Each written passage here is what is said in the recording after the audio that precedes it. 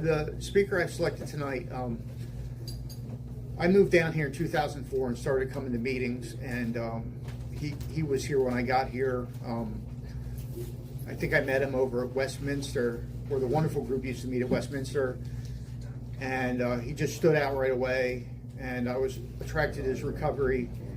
And before Fourth Dimension got its feet off the ground, they used to meet at the A Club, and I remember them meeting over there, and I would go there after the 5:30 meeting.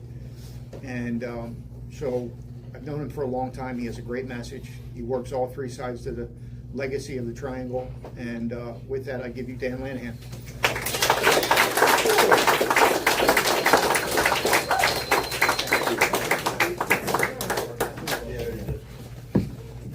Oh, thank you, Eric. My name is Dan Lanahan. I'm a recovered alcoholic. If you're new to AA or don't know, I am not an expert in the subject matter we're going to talk about. I'm just another drunk that's got some experience doing this. I'm nobody special. May have a little bit more experience than some people in this room with some of the things that we deal with. And you know, I love speaker discussion meetings. I get to talk about me. You know, one of my favorite subjects, and my second favorite subject, Alcoholics Anonymous.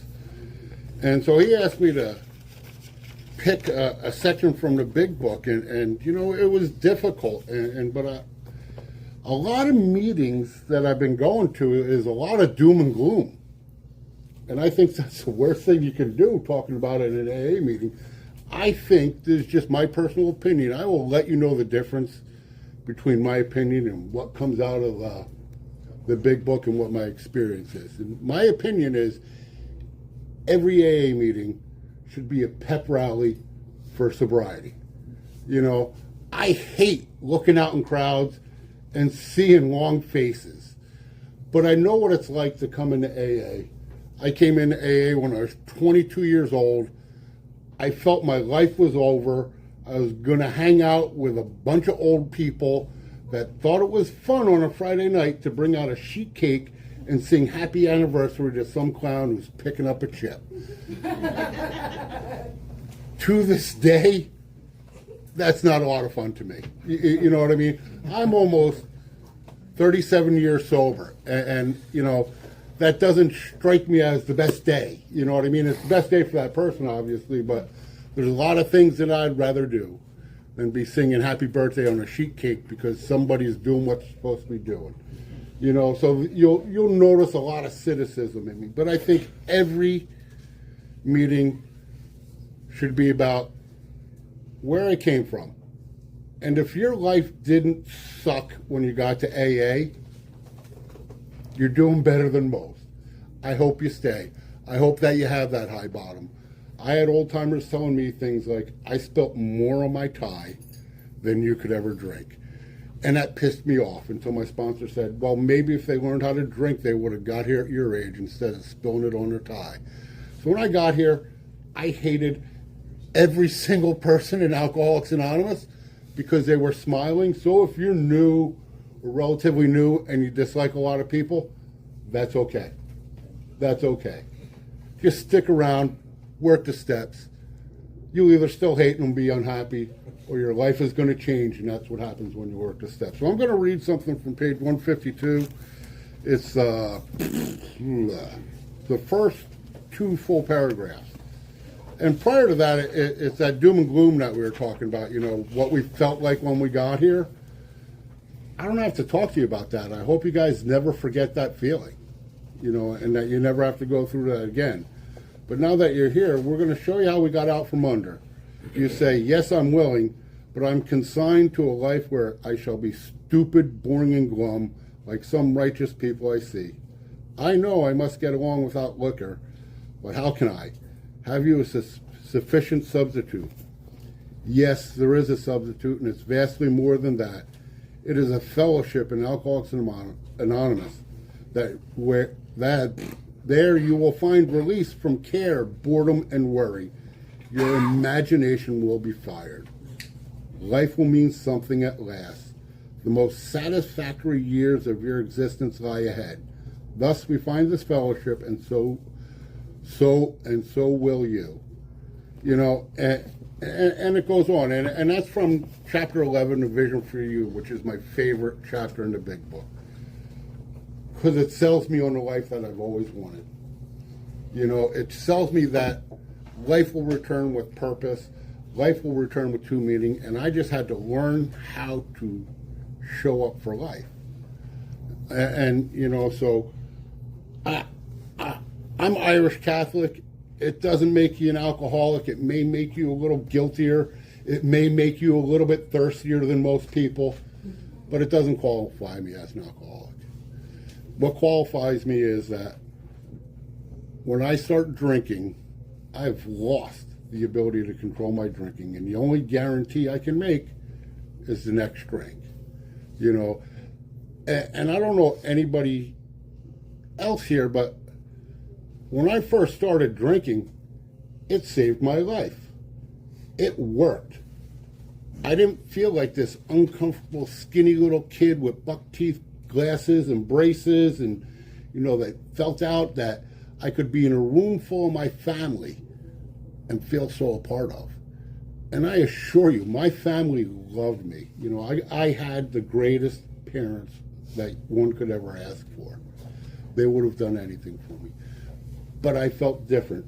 Once I started drinking, all those feelings went aside, and I felt okay. I stopped caring what people thought about me. I stopped self-conscious about anything, and the things that came out of my mouth were things that should have never come out of my mouth, you know. So that's my drinking career, you know, was I drank, all of a sudden I felt better, and I felt, towards the end of my drinking career, it wasn't like I was getting arrested every day or bad things happening, except I kept walking by the mirror, and that's not the kid my parents raised. I didn't like going by. I didn't like who I hear a lot of people in Alcoholics Anonymous say, oh, come to AA, they'll love you until you can love them back. I loved me when I got here. I was the only person that I could love, and I hated everybody else. What AA has taught me by working these steps and learning to live by these principles is to return the love that I was so freely given. I came here a taker. Now I like to think of myself as a receiver and a giver. You know, and there's a big difference. And so, you know, I only got a few minutes left, so I'm going to try and make this quick. You know, if you want to be happy in Alcoholics Anonymous, it's pretty simple. The first thing you got to do, and this is just my experience, is decide if you're a visitor or if you're a member. And if you don't know what the difference is, come talk to me after the meeting. I assure you I will speak freely with you. I have no filter in that area. I have no problem telling you the truth, regardless if it hurts your feelings or not. You know, but once you make that decision that you're a member of Alcoholics Anonymous, then you get to do one of two things. You can start working the steps and learn how to live a happy, usefully whole life that they promise us in the beginning of the 12 and 12, which is pretty cool to me. I've never seen that promise at any church, Boy Scouts, athletics, school, but AA promised me if I do a few certain things, I will live a life that is happy and usefully whole.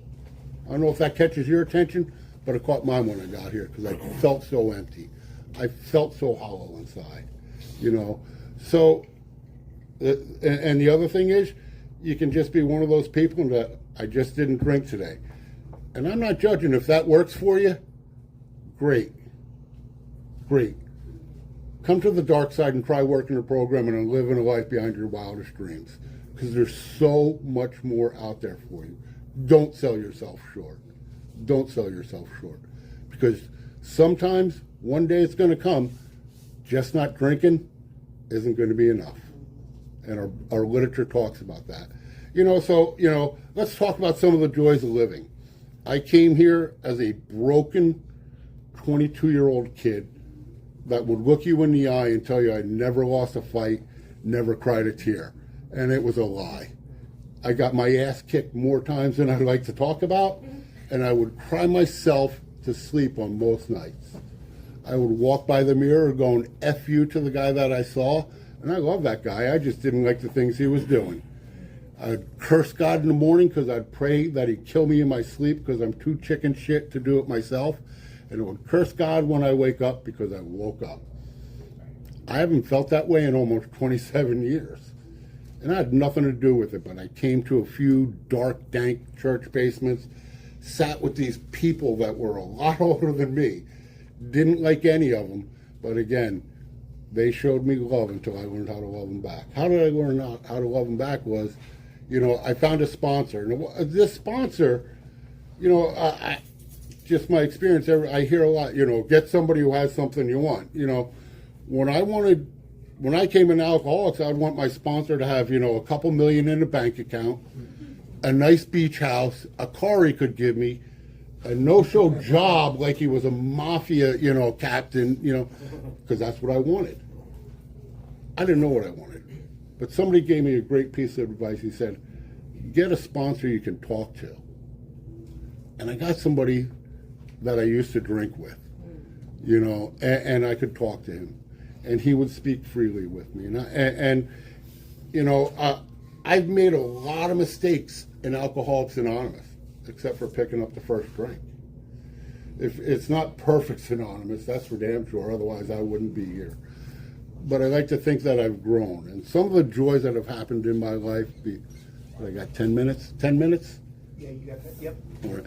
Some of the joys that happened, just because I got sober, they may not mean anything to you guys, but I've been able to establish real and loving friendships. I had friends when I got to AA. I had a group of guys, and I'm still friends with these guys that I've known since I was 3 years old. But it's not the same connection as some of the people that I've met in the rooms of Alcoholics Anonymous. I got, how I was talking about I didn't feel like I was part of my family? I got to feel like I'm part of my family. I got to participate in things. I have 2 older brothers, and I used to call them like a parent's wet dream. They were perfect in my eyes. They were my idols growing up.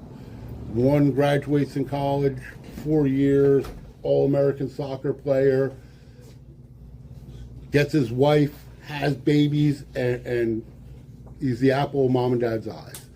Got another brother, he goes into the Marines, and a pilot, and an officer, and a gentleman, and gets married, and, they set the bar, what I thought, to be really, really high, which, an insecure kid like me thought I could never get to achieve. Getting sober, I realized it's not a contest between my brothers and I. My parents loved us all equally. But because I got sober, both of those brothers that I idolized, when they had their first son, may not mean anything to you, they asked me to be their godfather. It's a huge honor.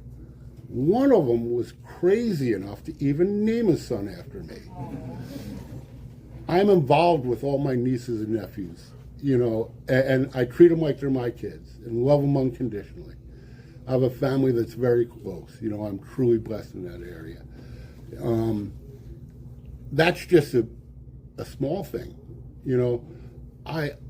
Before I got to Alcoholics Anonymous, I was kicked out of 3 colleges, asked to never step foot on campus on one of them, and threatened with criminal trespass if I ever set foot on that campus.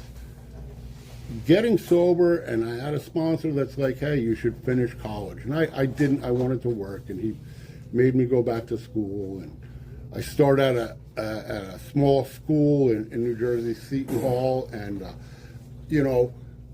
put myself into tremendous debt doing it. But I get the opportunity to move to Texas and transfer to Texas Tech University, where I graduate from. And that's all because you people said I could do it, Because I don't know about you. I didn't come into Alcoholics Anonymous and was bestowed with faith all of a sudden, and a little self-esteem. I had to get it by doing a few things. And you people telling me I could do it, and I believed you. And they gave me the strength and the courage to act on that faith. In doing so, in getting sober, sometimes you got to go through the bad stuff in life. And I got to be with my parents when they passed away. But I had the best opportunity to rebuild that relationship with them beforehand, to make those amends that needed to be amended. Yeah, and so when my father passed away, I was in the room. It was in the middle of COVID, and thank God he passed away before the sheriff's department got there, because I went into his little isolation room and put on a stupid PPE, and all the nurses didn't want me there, but he couldn't be alone when he died. You know, he couldn't be alone, and I was there. He was always there for me, no matter what.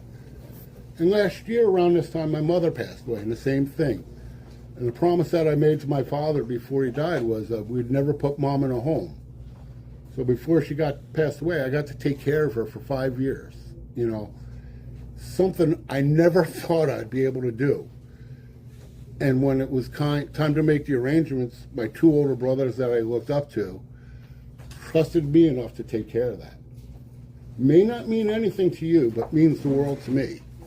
You know, so the best part about Alcoholics Anonymous, if you're sitting here and somebody's talking about the, you know, I just talked about death, but that, to me, that's a good thing. They're in a better place. They're not, and I got to be there. You know, and a small part of them is within me, and they'll always be with me. But I got to be there, and that's the good thing.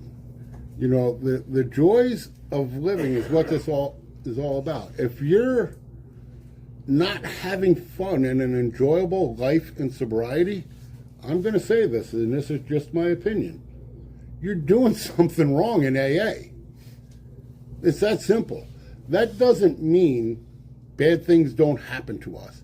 It's not like you finish the steps and you get wrapped in bubble wrap and you're protected from life. What happens is you've been given some tools. You've been given a relationship with the power of your understanding. Call it God, call it whatever you want, that you can face these problems, you can face these joys, and stay right size. You know, and to me, that is one of the greatest joys of living, is that I don't have ups and downs anymore. You know, every day is pretty smooth sailing. It doesn't mean bad things don't happen. I'm selfish and self-centered, just like everybody else in this room. I make bad decisions, just like everybody else in this room. But I've been given the tools, like making amends when needed, like going back and paying back debt, or whatever the case may be. So when I go to bed tonight, I can put my head down on my pillow and go right to sleep. And if that is the only thing Alcoholics Anonymous ever gave me, I would owe it the world. I would owe it the world. But it's given me so much more. And I was just talking with one of the guys I grew up with, and he's like, hey, you're going to be 37 years sober. Do you still go to those meetings? And I'm like, yeah. And he asked me why.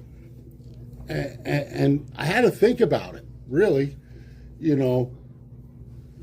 And the most important reason I could come up for me was, when I was that broken 22-year-old kid, there was somebody standing at the door that said, welcome, we're glad you're here. And the other reason is, I still got a lot of growing to do. Now, that doesn't mean I get all my growing from the rooms of Alcoholics Anonymous, but it places me in a position to help somebody else, and that's where I grow. Because when I'm helping somebody else, God fixes me when I'm not looking. You know, God fixes me when I'm not looking. And it's that, you know, we're not performing brain surgery here. You know, I can see in the rooms of Alcoholics Anonymous, some people call them miracles. I don't know if they're miracles, but I see a lot of families being reunited. I see a lot of mothers getting a child back they never thought they'd get. I see a lot of fathers developing a relationship with a child they never had. I've seen brothers that don't talk to each other for years become the best of friends and real brothers. You know, I don't know if those are miracles, but I can see God working in other people's lives. You know what? And that keeps me going. Because the problem is, with a guy like me, I can't see God working in my life when it's happening until I look back at my life and go, wow, I am truly, truly blessed. I want to thank Eric for asking me to speak, and I want to thank you people for tolerating me. Thank you.